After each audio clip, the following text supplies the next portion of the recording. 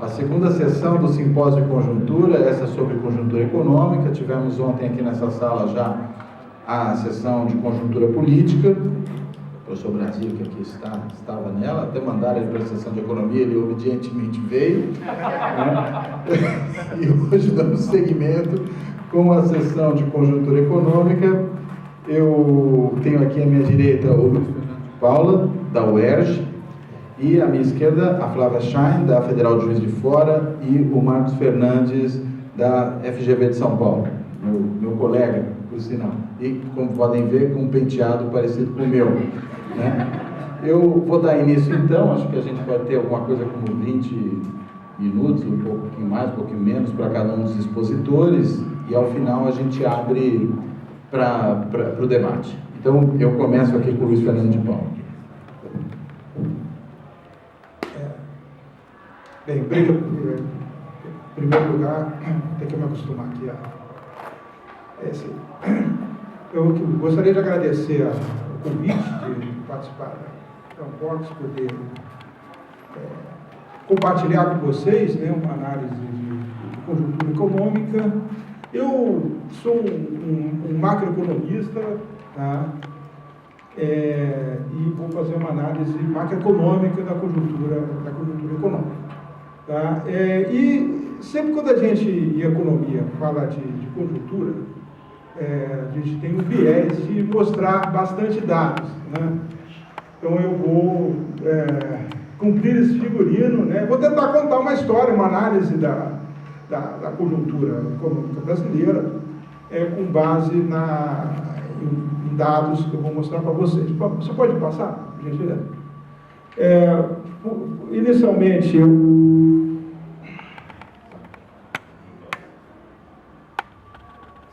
isso aqui. Eu vou entrar para cá. Se você pegar para cá. Tá bom. Alô?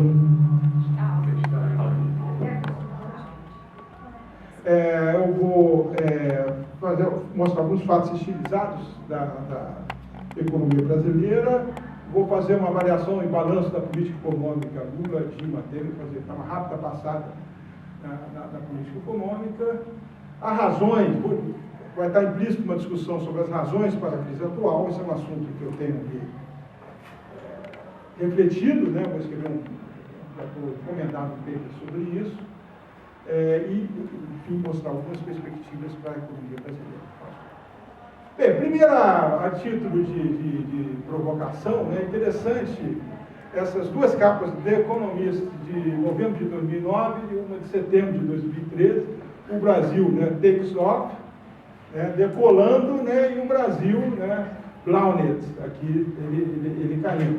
Né? Então, por que tão rapidamente, né, a economia brasileira saiu de uma situação, né, muito otimista, como exemplo de uma economia emergente, com bons fundamentos, né, para, em 2013, já mal avaliada, né, já sendo questionada o tipo de modelo econômico, o tipo de política que foi adotada. Por favor. Ficou muito bom aqui o gráfico, aqui só mostrando alguns dados, né, o crescimento econômico.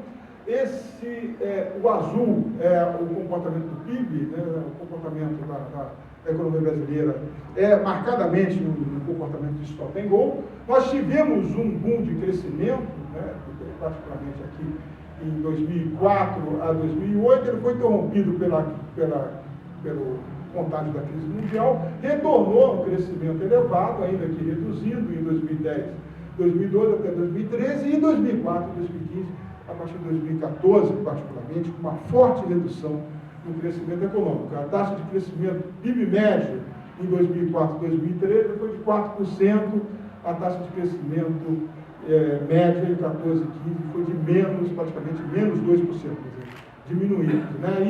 E é importante destacar, né, que, particularmente, a partir de 2008, há uma forte redução, esse amarelinho, não é o amarelinho, aqui esse cinza, uma forte redução da produção industrial despencando, né, o que manteve ainda o crescimento.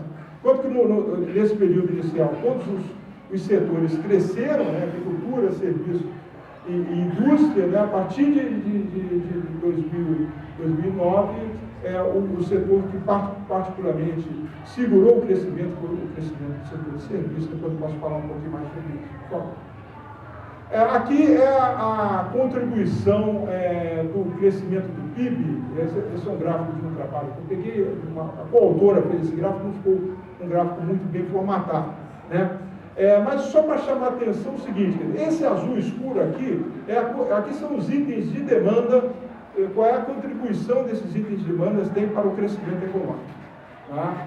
E destacadamente esse azul é o consumo das famílias. Né? Então, o consumo das famílias, aqui de 2004 até 2014, claramente foi o que puxou o processo de crescimento no Brasil nesse período. Né?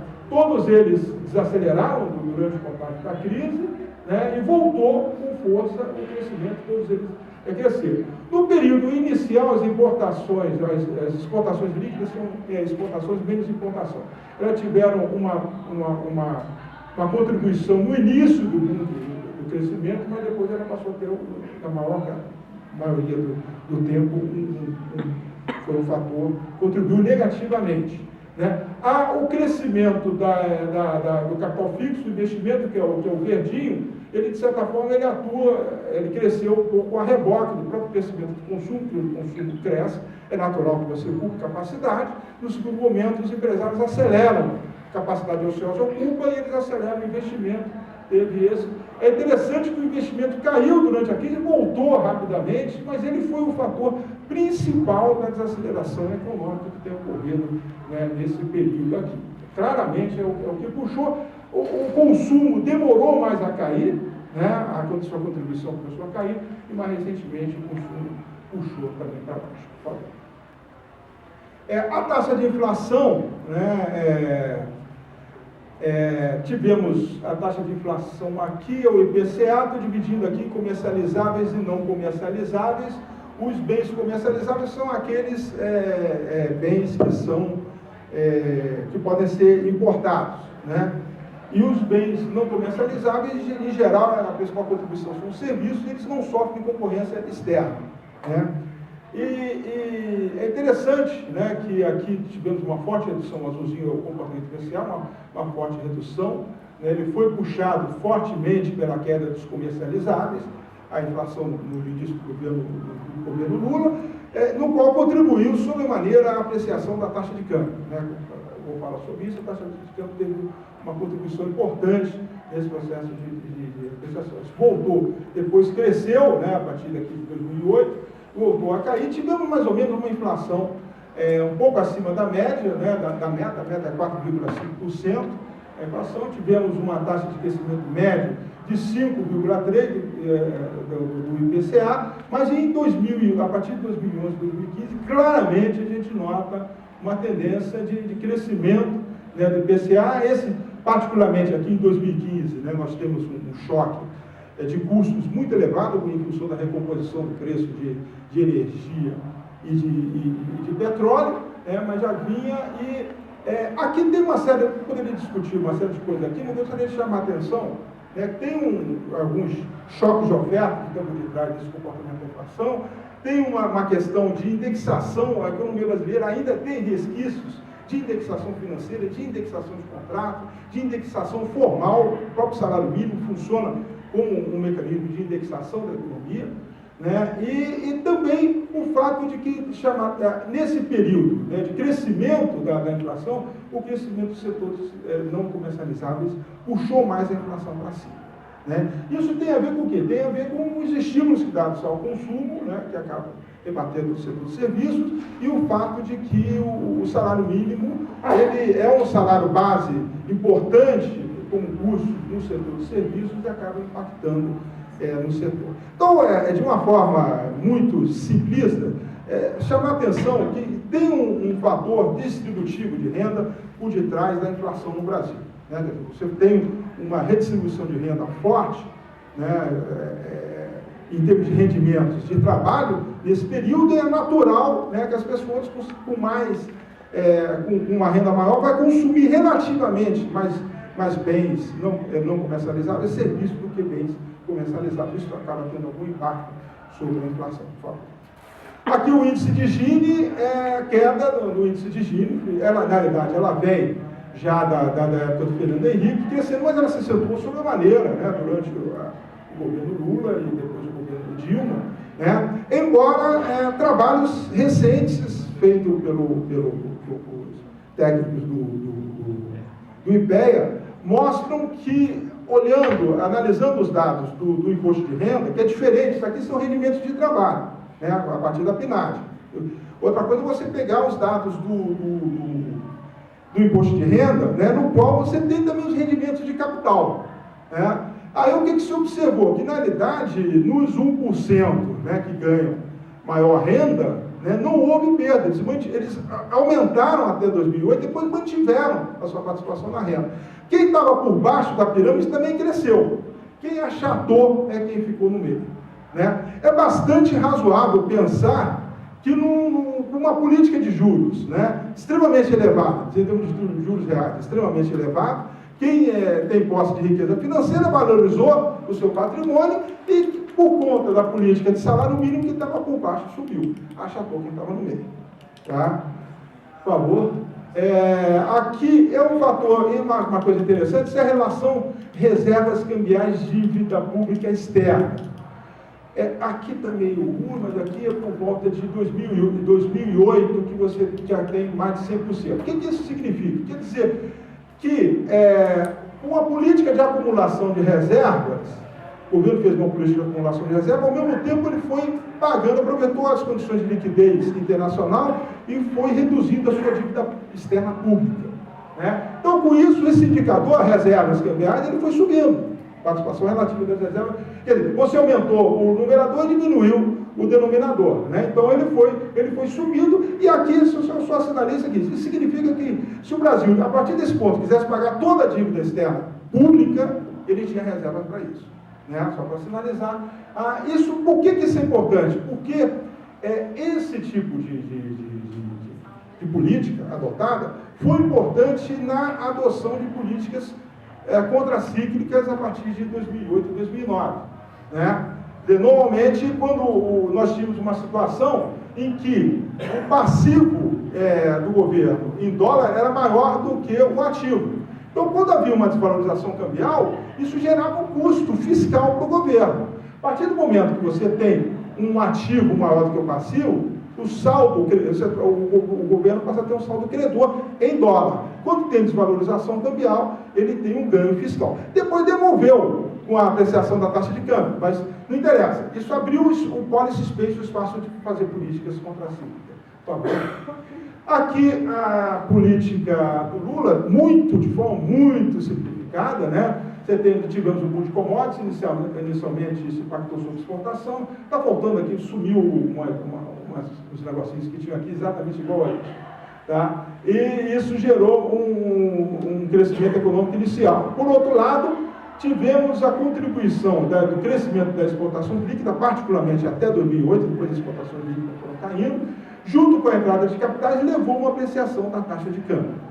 Isso foi particularmente funcional do ponto de vista da redução da taxa de inflação até 2011, conforme nós mostramos.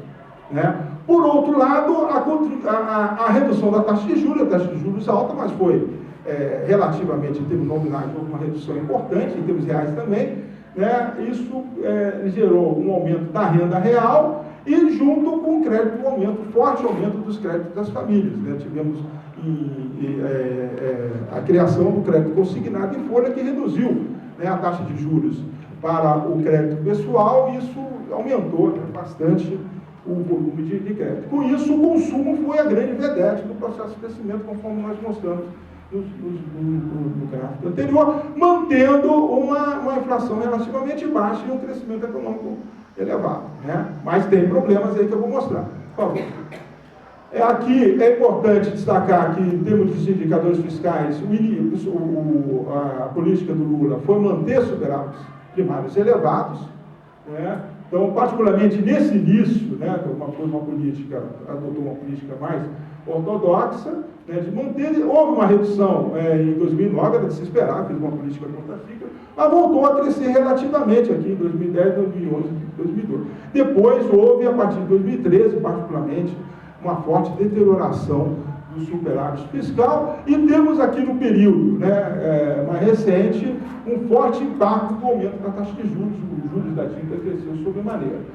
Particularmente, isso deteriorou o superávit nominal, que você contabiliza o primário e os juros da dívida, e tivemos uma situação também que tivemos um crescimento, particularmente da dívida bruta. A diferença é que aqui na dívida bruta, na dívida líquida, você não está contabilizando as reservas internacionais, ou as operações compromissadas que o governo faz para comprar as divisas na sua política de acumulação de reservas, e também não contabiliza os empréstimos e injeção de recursos no BNDES. Mas tivemos um crescimento forte aqui, bastante acentuado, da dívida bruta. Mas está tendo um crescimento também da dívida líquida. A gente costuma dizer que a dívida mais importante do que o nível da dívida é a tendência da dívida. E a tendência da dívida é uma tendência de crescimento. Por favor. Salário mínimo forte, eu tentei marcar aqui, já no governo Fernando Henrique, aqui de 98, tem uma política de crescimento do salário. Aqui é o crescimento do salário real. Depois a gente verifica um crescimento bastante acentuado aqui durante o período do governo Lula e da Dilma. Por favor. Aqui isso é de um trabalho que está sendo publicado na Nova Economia, que eu escrevi com o Fernando Ferrari. Eu calculei aqui, com base em dados do IBGE, o que chama o Weight Share. O que é o Weight Share? O Weight Share é a participação da massa salarial sobre o PIB. Supostamente é a divisão da distribuição funcional da renda. Ou é salário ou é lucro. Então, se aumentou a participação dos salários, diminuiu do lucro relativamente.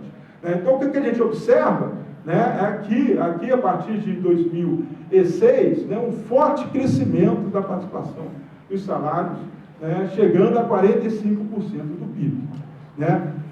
Tem algumas questões para discutir sobre isso, discussões técnicas, não vou ter tempo de aprofundar, mas gostaria só de chamar a atenção. Quer dizer, houve uma política, claramente, de crescimento de renda real, de consumo, que levou ao aumento da participação dos salários na renda. Por favor.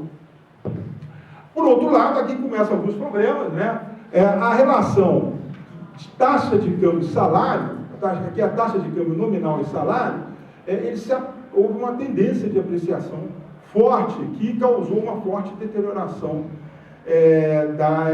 um aumento das importações e uma diminuição das exportações, particularmente de produtos manufaturados. Isso levou a um processo de desindustrialização, queda da participação da indústria manufatureira no valor agregado da economia, uma forte perda de participação dos produtos manufaturados na pauta de exportação brasileira, o que gerou uma séria preocupação com vários analistas. Por favor. Aqui é a famosa boca de jacaré. Essa boca de jacaré, o que ela mostra? Ela mostra o crescimento das vendas no varejo. Notem que aqui, particularmente, nós temos um crescimento contínuo das vendas no varejo, e no início, em 2004 a 2008, ele vem acompanhado do crescimento da produção física do setor manufatureiro. A partir daqui, a produção, o varejo continuou crescendo, e a produção industrial ficou estagnada e vindo a declinar recentemente. Naturalmente, como os outros setores cresceram, o setor serviços cresceu, o setor agricultura cresceu, a indústria ficou estagnada, ela perdeu a participação relativa. Por favor. E aqui, evidentemente, ocorre a participação da indústria no valor adicionado da economia, que era aí por volta de 14%, caiu fortemente para 12%, 2%, chegando a 11% em 2015. Por favor. Aqui só para... Eu não vou ter tempo de falar de políticas contracíclicas, mas só chamar a atenção que, do ponto de vista já chamei a atenção de que o fato do Brasil se tornar credor em termos de saldos em dólar, permitiu adotar políticas contracíclicas inclusive política fiscal, né? Que reduziu, né, o déficit, o superávit primário em 2009. Por outro lado, aqui a participação do crédito no